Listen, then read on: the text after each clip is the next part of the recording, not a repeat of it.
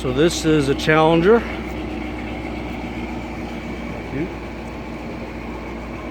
This one's got a Paxton Supercharger on it.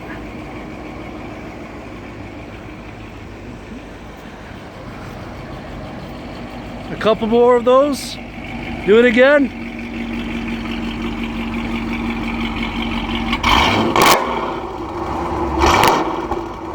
Alright, so this car is a trade-in that we just got. The guy picked up an RS5 Sport Bag.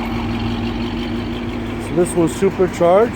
Got a full exhaust system on it, airbag suspension, got cross-roll brakes, got the shaker hood on it.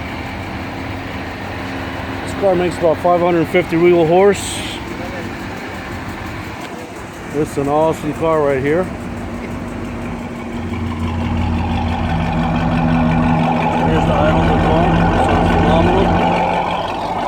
Got a rear diffuser that they added to the car. Got some really nice middle tires on it.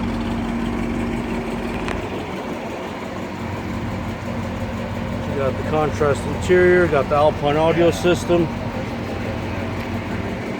Really, really sweet.